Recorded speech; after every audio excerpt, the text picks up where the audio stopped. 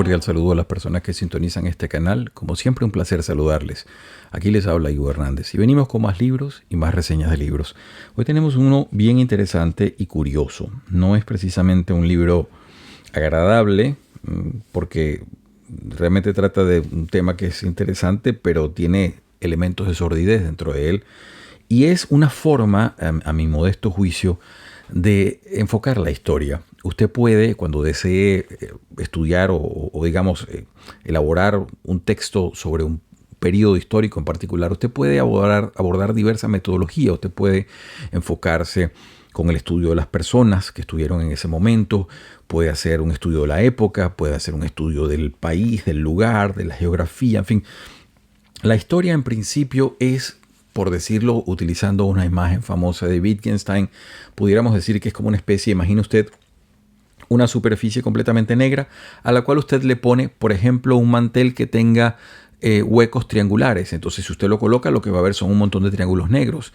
Si usted le coloca un mantel que tenga círculos, huequitos, ¿no?, redondos, lo que va a ver son un montón de lunares redondos. Entonces, en ese sentido, podemos decir que la metodología para estudiar la historia define lo que se presenta como historia. Y acá un intelectual alemán, es escritor, es poeta, es un sujeto que ha producido diversa obra crítica bien interesante y muy diversa, muy rica, que es Hans Magnus Enzensberger. Produjo un texto que se conoce como Conversaciones como Marx y Engels. Tengo el original acá en alemán, lo pueden ver ustedes, ahí está el título, Gespräche, es exactamente eso, ¿no? Conversaciones con Marx y Engels. Aparece aquí por la editorial Suhrkamp. Esto fue publicado en 1973, lo cual tiene ya en sí mismo su mérito particular. Ya vamos a ver por qué. Y hay una traducción que tengo en español. La sacó Anagrama en su colección de compactos. Está aquí. Conversaciones con Marx y Engels. Es exactamente el mismo libro. Muy bien traducido, tengo que decirlo. Esta traducción corresponde al señor Michael Faber-Kaiser, y es una traducción excelente. He podido cotejarla y se lee de corrido para quien interese el tema. Nos vamos a meter aquí, repetimos, con una forma de estudiar un periodo histórico y a este par de personajes. ¿Qué trata de hacer el señor Enzensberger? Él no produce texto alguno en sí mismo. Él lo que trata aquí es de compilar diversas perspectivas, sean cartas, documentos, informes que se escribieron sobre Marx y sobre Engels en particular entre lo que pudiera ser 1840 a prácticamente la muerte de Engels, 1895. De manera que usted va a ver aquí en este texto recogidas cartas de la esposa de Marx, Jenny von Westphalen, carta de algunas de las hijas, informes de la policía secreta prusiana, informes de la policía secreta francesa, cartas de diversos socialistas, de personas que participaron en la Internacional Socialista, de personas que participaron en los sucesos de 1848, de personas que estuvieron escribiendo junto a Marx y Engels. Lo que trata de decir Enzensberger acá, y es precisamente su premisa de trabajo, es colocar una cantidad de documentos que no son o no revisten directamente importancia hacia el análisis de la obra de estos sujetos, sino que nos hablan de su cotidianidad, que nos proveen elementos de su humanidad, de su día a día en diversas maneras. Leo la contratapa, fíjense ustedes que tengo acá el texto español y es bastante clara. Dice así: en estas conversaciones se han reunido escritos del más diverso origen, cartas, memorias, autobiografías, polémicas, reportajes, informes de policía, interrogatorios y actas judiciales. Se ha tomado como norma que los autores de los escritos conociesen personalmente a Marx o Engels, y entonces los textos pues no hacen referencia sino solamente a sus personas, ¿no? Esto es una cosa importante. Y los autores de los textos, aquí hay un gentío. Está Bakunin, por ejemplo, Mijail Bakunin, el anarquista ruso, Hess, Kautsky, Lafargue, el que va a ser luego, o sería también yerno de Marx, se casaría con la segunda de las hijas, Anselmo Lorenzo, muchos otros, está Mazzani, varias personas acá de diverso talante y diversa índole. Y repetimos, lo que el libro compila es todo ese tipo de informaciones que nos van a dar y van a permitir al lector construir entonces una imagen. Usted puede aquí terminar siendo el gran compilador, siendo el receptor de todas estas ideas, de todas estas imágenes, hacerse una mejor imagen o una mejor idea de qué es lo que pasó realmente con estos sujetos en el momento en que les tocó vivir. Son cosas, algunas de ellas comillas, bastante polémicas, y decíamos que el hecho de haberlo publicado en el año 73 reviste su mérito, porque si bien hoy en día el marxismo, a pesar de algunos furibundos apoyos todavía en universidades europeas y algunas norteamericanas, el marxismo va ya muy en retroceso y de capa caída, primeramente porque sus categorías casi todas se han probado falsas, a pesar de la tosudez de algunos académicos que hacen vida diciendo que no, que hay algo todavía que rescatar. Bueno, primeramente eso, luego porque los ejemplos prácticos de casi todo lo que dijo Marx han resultado catástrofes, han resultado dramas, y si bien es cierto en su análisis sobre el capitalismo decimonónico que había muchas ideas que rescatar y ideas que valía la pena discutir, para nuestro mundo contemporáneo el marxismo ha venido ya, como decimos, ha tenido muy poca validez en términos reales, más allá de solamente causar grandes sufrimientos a grandes partes de la humanidad. Además, el pensamiento socialista ha ido mutando hacia una forma de enriquecerse lamentablemente con ideas del posmodernismo francés, lo cual revierte que el pensamiento de izquierda contemporáneo no sea precisamente marxista, ya no se piensa en proletarios y dueños de los medios como se hablaba antiguamente, las categorías que pudieron llegar hasta 1970 con aquellos autores revisionistas del marxismo tipo Poulanzas, Castoriadis, el propio francés Althusser, en fin, ese tipo de pensamiento hoy en día ya ni siquiera la izquierda lo manejaría fluidamente y ni siquiera lo maneja en total. Lo enriquecieron más bien como ideas del posmodernismo, tratando de buscar esas contradicciones de la sociedad en otros sectores de otras maneras. Eso escapa al análisis que vamos a presentar aquí. Lo importante, repetimos, es abocarnos a estas conversaciones con Marx y Engels, que tienen aspectos que nos revisten detalles de las personalidades de estos sujetos. Como ustedes saben, Marx y Engels son dos sujetos que se vienen a conocer en Francia y son sujetos que luego de que se conocen van a forjar una alianza con lo que sería prácticamente el matrimonio intelectual más duradero y de mayor admiración, sobre todo de parte de Engels, que se pueda tener registrado en la historia. Es una admiración y una especie incluso de sumisión en el caso de Engels hacia Marx que pocas veces se puede registrar en la historia, siendo Engels además un sujeto muy meritorio y de una validez intelectual propia, no solamente la de Marx. Pero vamos a ver acá detalles de lo que les decimos. Empiezo el libro, que repetimos, está lleno de documentos. Acá en Enzensberger se presenta como el sujeto que nos provee de los textos. Él no se mezcla con los textos, simplemente trata de decir en qué año fue escrito el texto que estamos leyendo y sobre qué época está hablando la persona en particular. Así, por ejemplo, fíjense ustedes, tengo un texto acá escrito por Franziska Kugelmann. Dice después de 1900, pero está hablando sobre el verano de 1843, la señora Kugelmann. Y dice cosas como esta, por ejemplo. Toda la familia Marx carecía de talento para gastar el dinero de forma moderada y práctica. Jenny contaba que su madre, poco tiempo después de casarse, recibió una pequeña herencia. El joven matrimonio se hizo entregar el importe en efectivo, metió todo el dinero en una caja de 2 asas que colocó dentro de la berlina y que acarreaban entre los dos cada vez que se apeaban. La berlina es en el coche, ¿no? La maletita. Así, a lo largo de toda la luna de miel, llevaban la caja a los hoteles en los cuales se hospedaban. Entonces, aquí vamos a ver, y ese es uno de los temas recurrentes, cómo esta familia, Jenny von Westphalen, una mujer que es 4 años mayor que Carlos Marx. Marx es un hombre que nace en 1818, Jenny von Westphalen nace en 1814. Es una mujer de abolengo. Ella por parte de madre tiene ancestros de alguna ascendiente importante en Escocia.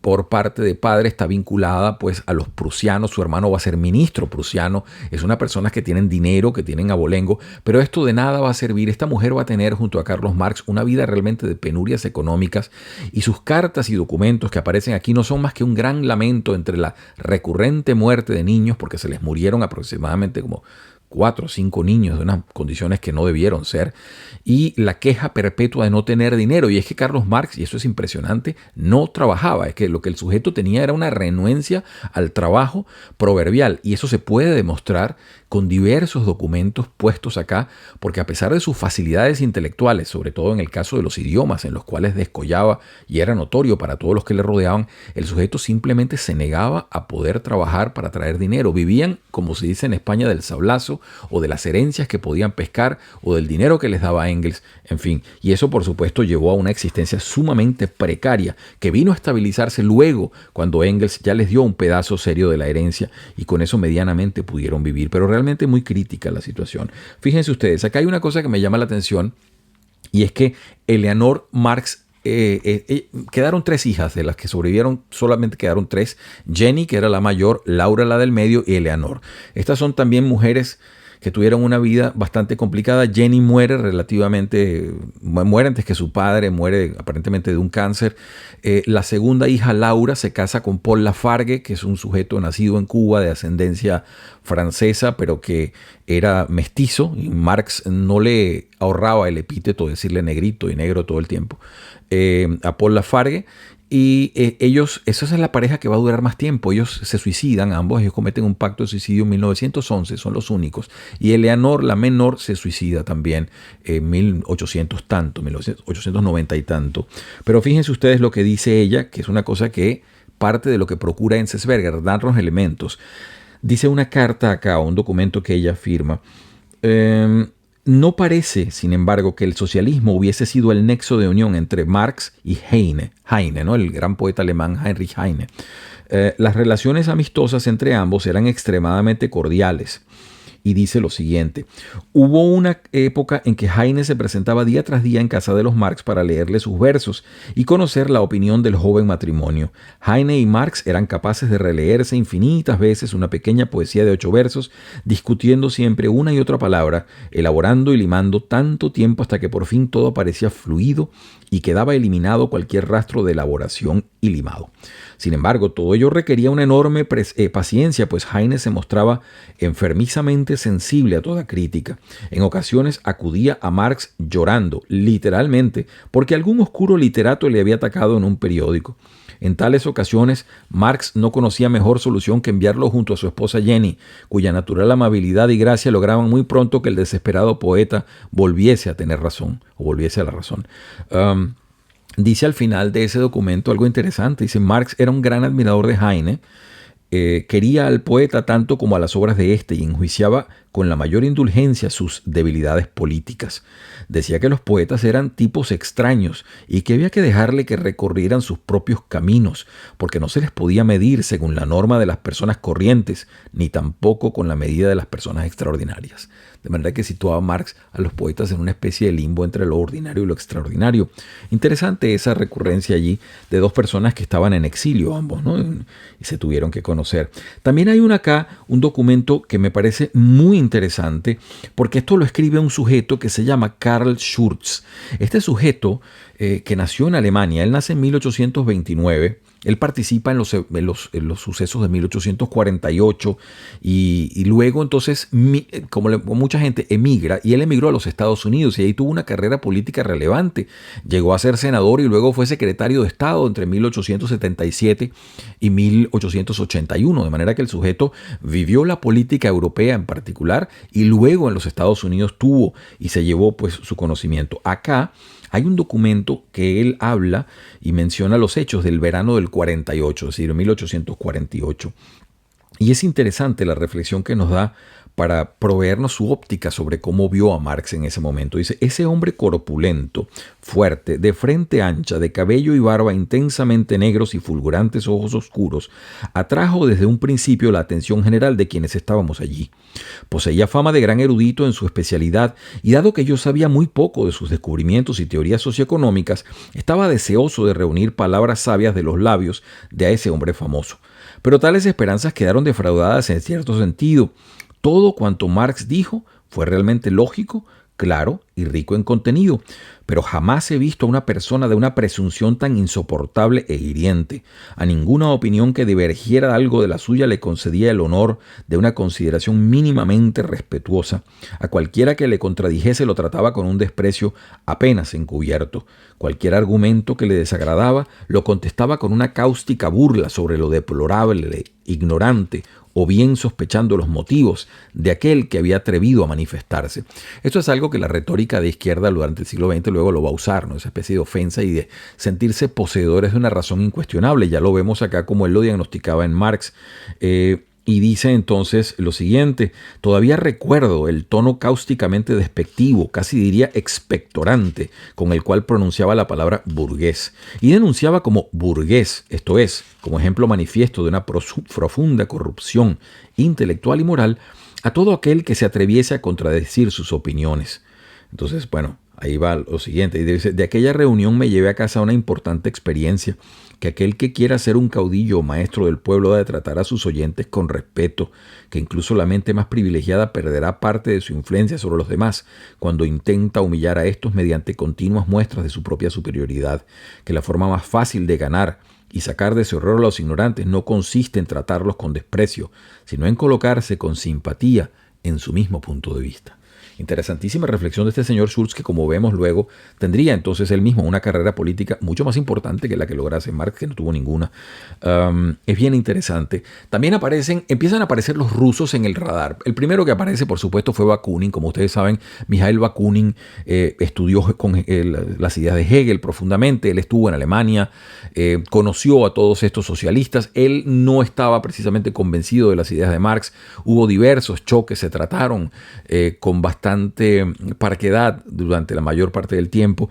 Y acá hay un escrito que lo produce Bakunin sobre los hechos en agosto del 48 y dice lo siguiente: a Marx lo encontré algunos meses más tarde en Berlín. Unos amigos comunes nos obligaron a abrazarnos.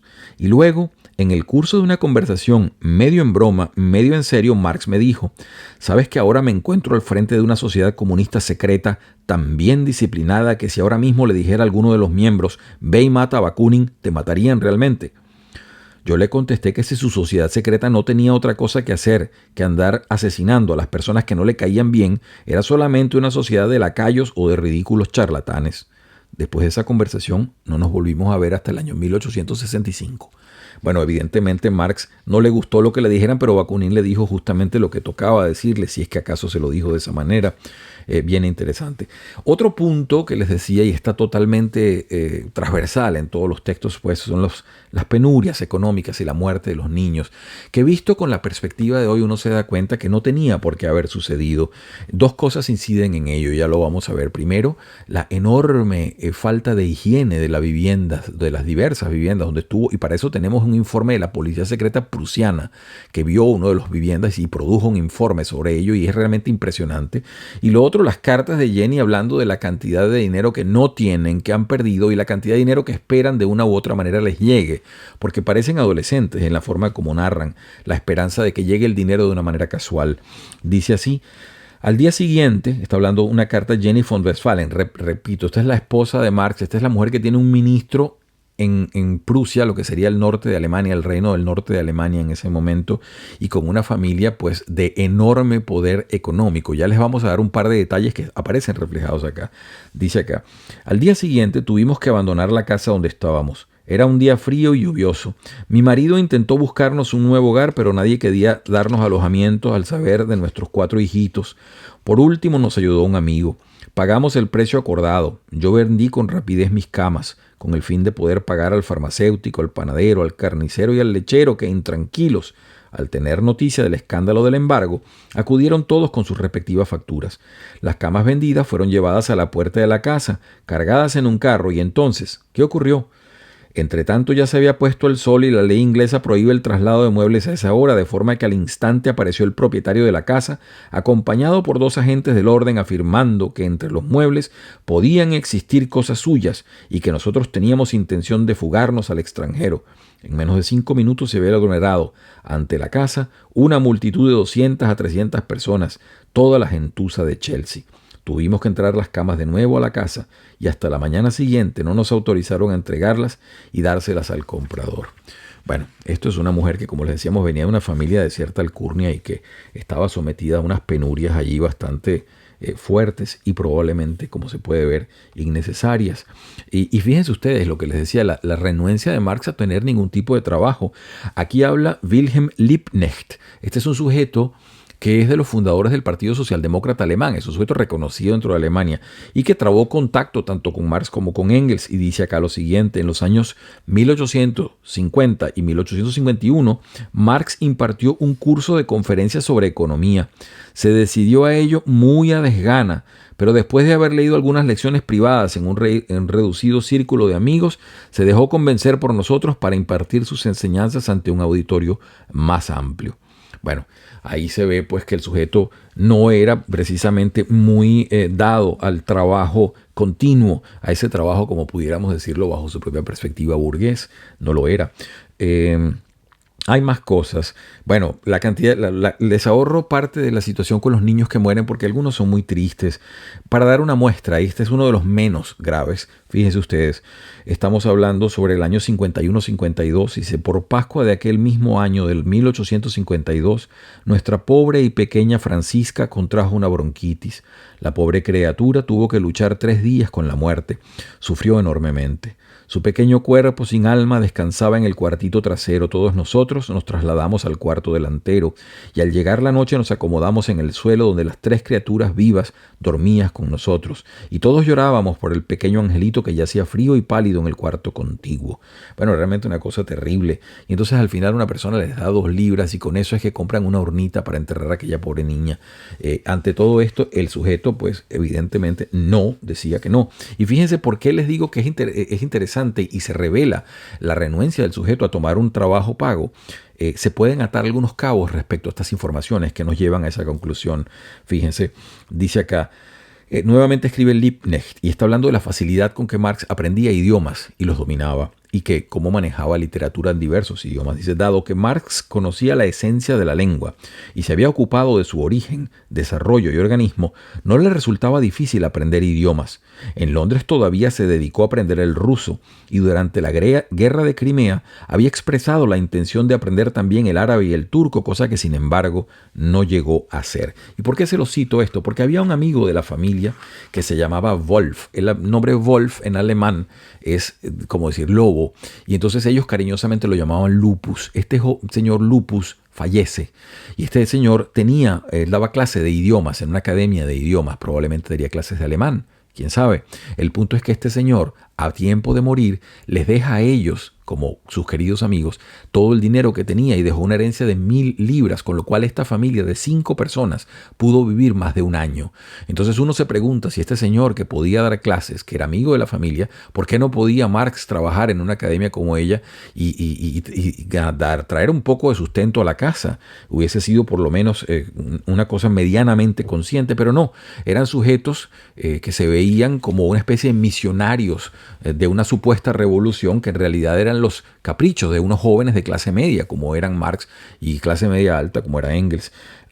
Les leo un pedacito de la parte del informe de la policía prusiana, del informe secreto de la policía prusiana. Esto está fechado año 52-53 y dice lo siguiente, fíjense ustedes los detalles de los cuales nos provee un documento como este.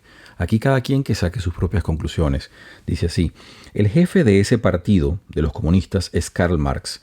Los jefes adjuntos son Friedrich Engels en Manchester, Freiligrath y Wolf, apodado Lupus, en Londres, Heine en París, Weidemeyer y Klus en América, Burgers y Daniel en Colonia, Wertz en Hamburgo. Excepto los antedichos, todos los demás son simples militantes, pero el espíritu rector y creativo, el alma del partido es Marx. Esta es la razón por la cual quisiera describir su personalidad. Entonces empieza a decirle personalmente cómo es, ¿no? Dice, bueno, es un hombre de estatura mediana, 34 años de edad, etcétera, etcétera. Empieza a hablar un poquito de eso, ¿no? Entonces luego pasan a describir la vivienda y dice así. Vive en una de las casas más miserables y en consecuencia también de las más baratas de Londres.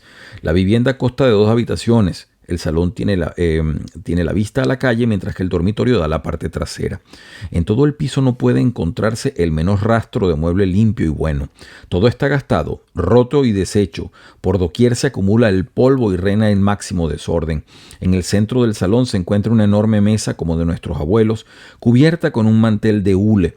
Sobre él se encuentran sus manuscritos, libros, diarios, así como también los juguetes de los niños, trapos de costura de su esposa y algunas tazas de té con los bordes desportillados, también cucharillas, tenedores y cuchillos sucios, lámparas, tinteros, vasos, pipas, ceniza de tabaco. En resumidas cuentas, toda esta diversidad de objetos bien mezclada y en una sola mesa.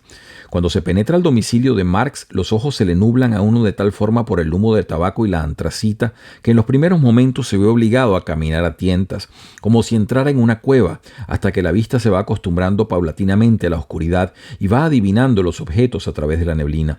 Todo está sucio, todo cubierto de polvo. El sentarse es un asunto verdaderamente peligroso. Hay sillas que solo se aguantan sobre 3 patas y otra, milagrosamente entera, es utilizada por las niñas que juegan juegan con ella a cocinitas, y esta silla es la que acaba por ser ofrecida al visitante, aunque sin limpiar previamente los restos de la cocina infantil. Y si uno toma asiento se arriesga a echar a perder los pantalones. Ahora bien, todo ello no es causa de bochorno alguno por parte de Marx o de su esposa, que siempre reciben al visitante con la máxima amabilidad, ofreciendo con cariño pipa, tabaco y lo que tengan a mano. Y ahí sigue el reporte dando otros pormenores, pero pueden ustedes darse una idea. No es ninguna casualidad que hayan muerto los niños como morían. Esos niños que nacieron luego en ese ambiente tan absolutamente antihigiénico y desaseado, en donde este sujeto mantenía pues una renuencia a llevar una vida normal de trabajo, cuando menos de trabajo intelectual. Fíjense ustedes, decimos así un poco más respecto a esto. Aquí está hablando la esposa, Jenny Marx, y fíjense nuevamente esta forma casi adolescente de entender la vida y ver como si era un deber de los demás tener que mantenerlos o vivir de salto en salto, de herencia en herencia para poder subsistir, siempre llevando esa vida típicamente como infantil, de no asumir responsabilidades propias. Dice así: estoy leyendo una de las cartas, estoy en la página 227. Encontrándonos casi al borde del abismo, nos llegó de improviso la noticia de la muerte de mi suegra. Como que el doctor recetó entonces un cambio de aires como lo más benéfico y saludable para Carl, en pleno invierno y curado solo a medias, acompañado por nuestros temores y más cálidos deseos, emprendió el viaje a Alemania para arreglar los asuntos de la herencia en Treveris, es la ciudad donde él nació. Marx nace en Treveris en 1818 y para allá va. Entonces se encuentra allí con sus hermanos, con su hermana, etcétera, etcétera. Dice aquí: gracias a la pequeña parte de la herencia que Carl trajo de inmediato en efectivo, no fue posible desprendernos de todas las cadenas y dependencias, de las deudas y de la casa de empeños. Por fortuna encontramos una vivienda muy bonita y sana que arreglamos de forma bastante cómoda y relativamente elegante. Por Pascua del 64 nos trasladamos a esa nueva casa más soleada y agradable, de habitaciones claras y aireadas. Y entonces, fíjense ustedes, esa es la primera, ¿no? Ya la primera herencia, siempre saliendo de un perpetuo endeudamiento. Y estos son los sujetos que pretendían arreglar la economía mundial. El 2 de mayo recibimos una carta de Engels en la cual nos comunicaba la grave enfermedad de nuestro fiel amigo Lupus Wolf, ¿no? Que les decía que trabajaba dando clase de idiomas. Carl se comunicó de inmediato junto al fiel amigo, que todavía pudo reconocerlo una sola vez durante breves instantes. El 9 de mayo exhaló su vida. En su testamento, y aparte de algunos legados menores, nos había nombrado a Carl, a mí y a las niñas como sus principales herederos. Entonces resultó que ese hombre de vida tan sencilla y austera había logrado reunir con enorme esfuerzo y laboriosidad la bonita suma de 1,000 libras esterlinas. No le fue permitido disfrutar en su vejez tranquila y despreocupadamente los frutos de su trabajo. Para nosotros, en cambio, la herencia significó un gran alivio, así como un año entero sin ninguna preocupación. Una forma realmente, yo diría, irresponsable de tratar las cosas, pero ahí ustedes ven esa perspectiva. Impresiona mucho esta especie de infantilismo de la señora Westphalen, como hablaba de las cosas, ¿no? Y de tener esa vida así precaria en donde se iban tapando huecos a medida que iban apareciendo el dinero que daba este o aquel. Otra de las cualidades notorias en el caso de Marx, eso lo destacan muchos de los textos acá reunidos, es primero su proverbial memoria, un sujeto de una capacidad, y también una capacidad interesante en materia formativa. Él tenía quizás lo exageran un poco más personas en las cuales él era rápido en impresionar, tenía una cultura medianamente enciclopédica en cuanto a capacidad de citar en diversos idiomas diversa obra, y en particular algunos autores a los cuales volvía, por supuesto Heine, por supuesto Goethe, por supuesto Shakespeare.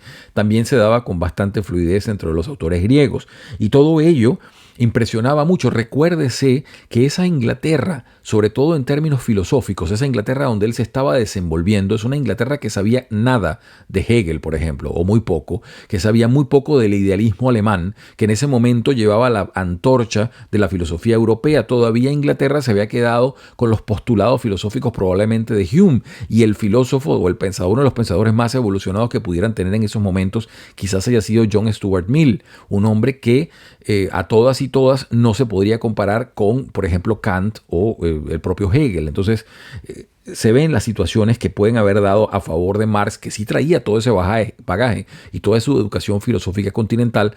Se podía notar también la admiración que ello provocaba en las personas que conocían.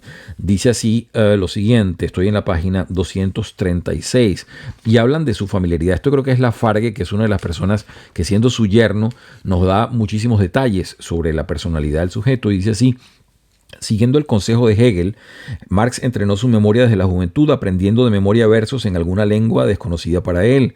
Así podía manejarse con Heine, Goethe, a los que citaba en las conversaciones. Leía continuamente a poetas escogidos entre todas las literaturas europeas. También leía cada año a Esquilo en su texto original griego. A Shakespeare también lo veneraba como dos de los grandes genios dramáticos, Esquilo y Shakespeare, producidos por la humanidad. Dante y Burns, el gran poeta escocés Robert Burns, además de Dante Alighieri, ¿no? Está hablando. Forman parte de sus autores predilectos. Le producía una gran alegría poder escuchar a sus hijas recitar o cantar las sátiras o los poemas de amor del poeta escocés. También habla sobre Darwin y cómo se imbuyó rápidamente de lo que pasaba, el Tom Jones de Fielding.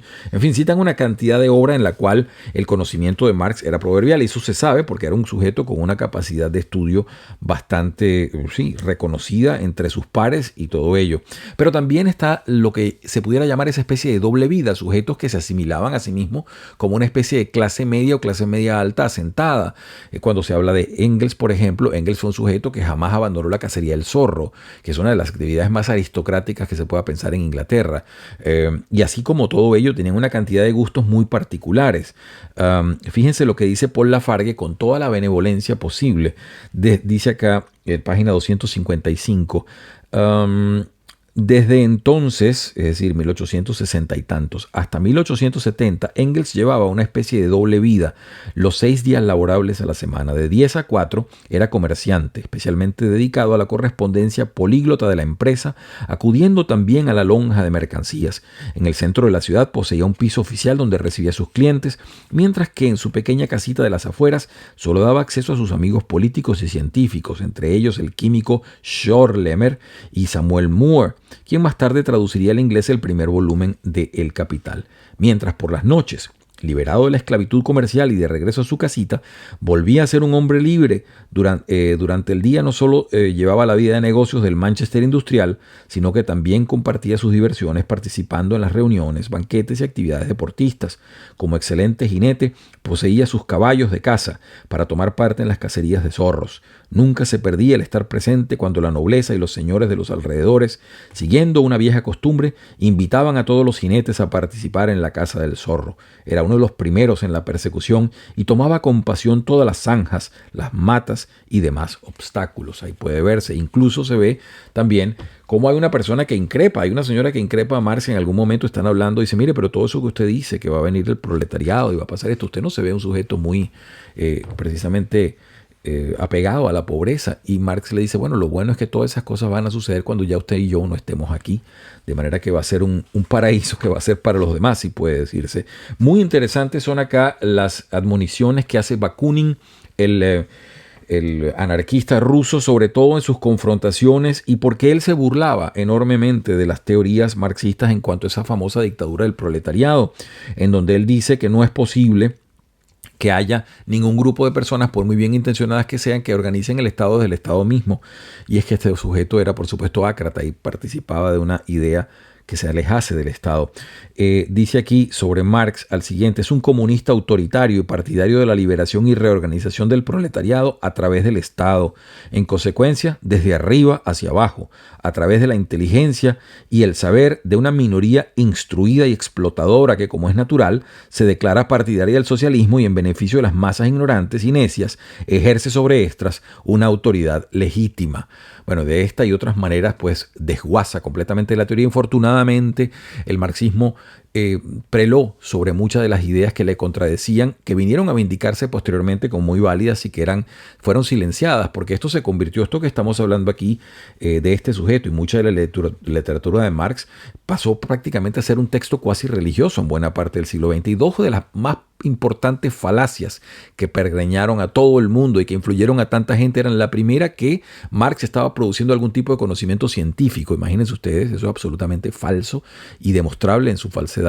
Y lo segundo, que el marxismo primeramente tenía esa condición teleológica de una especie de inevitabilidad que tenía que suceder y que por supuesto se ha comprobado que no es así. No solamente no es así, sino que la sociedad tiene otros mecanismos para subsistir o para enmendar sus problemas. De manera que muchas de las cosas que salían acá y que aparecen en discusiones extensas entre diversas personas se vindicaron luego como enormes críticas que fueron silenciadas en su momento porque, repetimos, a Marx y al marxismo le pasó prácticamente lo peor que le puede pasar a cualquier pensador o cualquier tipo de persona que aspire a un conocimiento filosófico, es que se le endiose de tal manera que se cercene o se cierre todo tipo de crítica.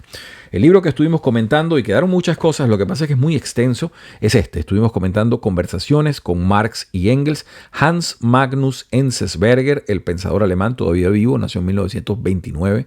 Es un sujeto que ha dejado enorme obra literaria, y este es un libro en el cual él se mete poco y se mezcla poco, y les ahorré la parte final, porque al final él coloca, y es muy interesante ya como una especie de cierre, un epílogo fantástico que hace este señor, de toda la correspondencia de Marx y todo eso. Él hace un índice de injurias y elogios, y es que Marx, como se puede decir y como lo decía el señor Schurz, tenía una incontinencia verbal para insultar prácticamente a todo el mundo todo el tiempo, y aparecen acá todas las personas que fueron citadas durante el libro y cuyos documentos se manejaron acá, aparecen también, y la cantidad de no se salva nadie, la cantidad de improperios son recurrentes, pero incluso sobre personas que lo trataban con mucho cariño, el sujeto no se puede contener.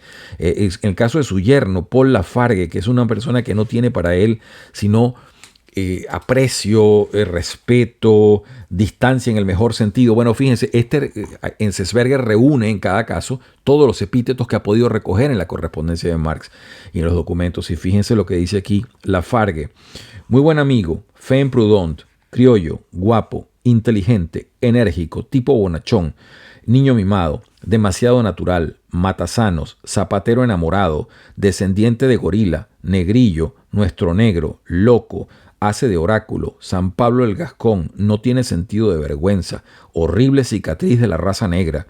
En fin, el sujeto tiene una cantidad de epítetos, pero bueno, no los ahorra. Liebknecht, que tanto cariño le dio, bueno, digno, pobre diablo.